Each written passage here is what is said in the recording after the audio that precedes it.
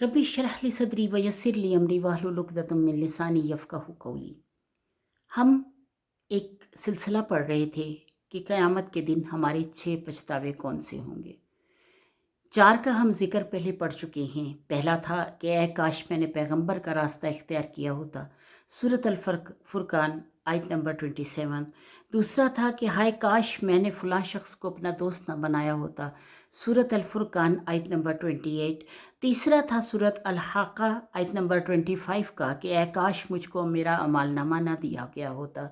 और चौथा था कि सूरत अल हाक़ा का ही आयत नंबर 27, ऐ काश मौत अब्दुल आबाद के लिए मेरा काम तमाम कर चुकी होती, आज के दिन मुझे अल्लाह के सामने पेश ना होना होता। अब पांचवा जो हमारा सबसे बड़ा जो वो होगा, अफसोस होगा, वो क्या होगा? सूरत अल फजर आयत नंबर 24, या लैतनी कद्दमत ली हयाती, ऐ काश मैंने अपनी ज़िंदगी के लिए कुछ आगे भेज दिया होता। मेरे हाथों में था, मेरे हाथों में नेकी थी, मेरे हाथों में ज़िंदगी थी, मेरे हाथों में इख्तियार था, मुझे अक्ल भी थी, मुझे शऊर भी था। मुझे वो सब कुछ अता किया गया था जिससे मैं नेकी कर सकता, मैं अल्लाह से तौफ़ीक मांग सकता, मैं मोहब्बत कर सकता अल्लाह से, मैं अल्लाह की रज़ा की खातिर कोई काम कर सकता, मुझे कोई सदका जारिया करना आ जाता, मैं कुछ ना कुछ अपनी ज़िंदगी के लिए कर सकता था, अपनी ज़िंदगी के लिए आगे भेज सकता था। लेकिन मैंने ऐसा नहीं किया। हाय काश मैं ऐसा कर देता, हाय काश मैं ऐसा कर देता। वो वक्त गुजर गया, मैं नहीं कर सका। उस वक़्त ये पछतावा बहुत बहुत ज़्यादा हमें तंग करेगा। आज वक्त है, ज़िंदगी है, ज़िंदगी को ने मोहलत दी हुई है, अक्ल है, शऊर है, इख्तियार है।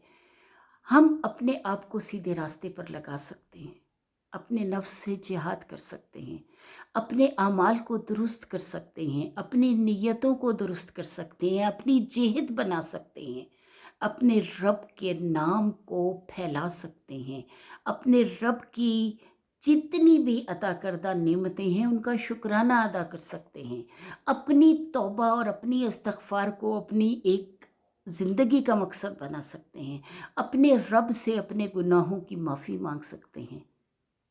हाय, क्या हम कुछ भी आगे नहीं भेज सकते? ये सब बहुत आसान है, बहुत आसान है। इतना आसान है कि हमें इस चीज़ में कोई बिल्कुल कोई भी कशमकश नहीं इख्तियार करनी चाहिए। दुनिया की चीज़ें आएंगी चली जाएंगी, लेकिन वो तौबा का वक्त अगर गुजर गया तो दोबारा नहीं आएगा। मौत आ गई तो हम दोबारा तौबा नहीं कर सकेंगे। अगर मौत आ गई तो हम अपनी रास्ते को इख्तियार नहीं कर सकेंगे, हम वो मोहब्बतें नहीं पा सकेंगे, हम वो सदका जारिया नहीं कर सकेंगे। आज वक्त है, आज वक्त है। मत सोचो कि अगर मैंने ये पैसे दे दिए तो मैं क्या करूँगी। अल्लाह ताला तुम्हारे लिए बहुत आसानियाँ पैदा कर देगा। फिर एक चीज़ जो मैंने ख़ास तौर पर ख़वातीन में देखी है कि पुराने सालन इकट्ठे करते रहते हैं, पुरानी चीज़ें इकट्ठी करती रहती हैं। जब देखती हैं कि ये सड़ने वाला हो गया, अब इसको खुद खाने को दिल नहीं कर रहा, तो वो उन लोगों को दे देती हैं जो उनके घरों में काम करते हैं। खुदारा ऐसा मत कीजिए। आज का सालन जो बनाया है, आज जो आपने बनाया है अपने लिए, उनको भी दें, उनको भी वही खिलाएं, ताकि अल्लाह ताला के बंदों के दिल से आपके लिए दुआ निकले। आज वक्त है दुआएं इकट्ठी करने का, आज वक्त है इस्तग़फ़ार करने का, आज वक्त है वो अमल करने का जो कि आपको अल्लाह के यहाँ शर्मिंदा होने से बचा सकते हैं। तो आइए आज से वो अमल इख्तियार करें और हम ना पछताएं इस बात पे। सूरत अल फजर आयत नंबर 24 है कि अल्लाह फरमाता है कि काश मैंने अपनी ज़िंदगी के लिए कुछ तो आगे भेज दिया होता।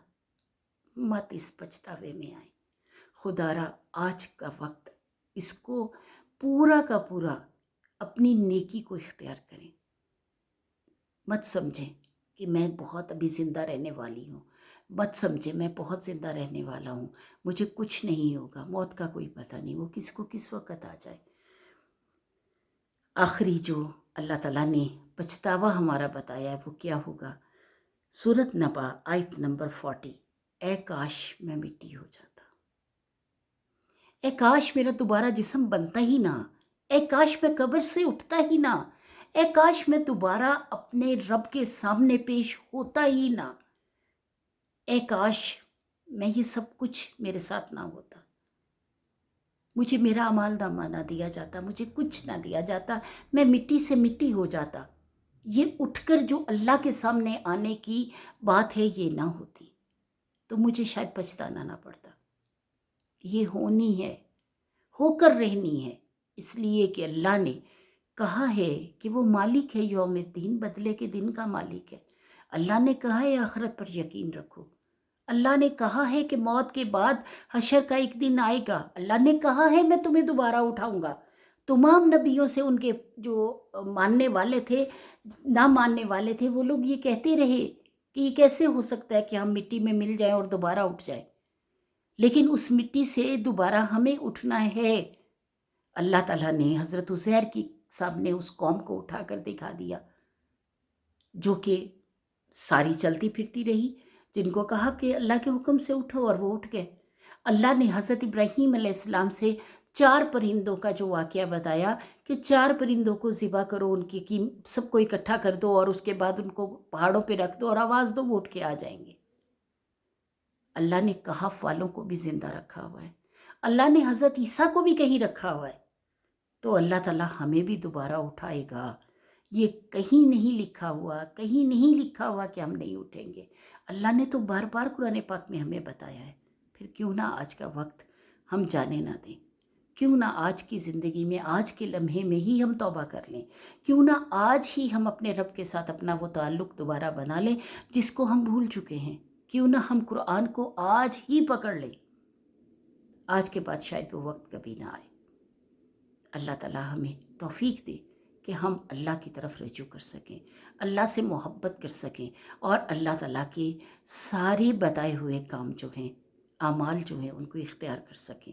اللہ ہمیں توفیق دے، اللہ ہمیں نیکی کرنے کی توفیق دے اور گناہوں سے بچنے کی توفیق دے۔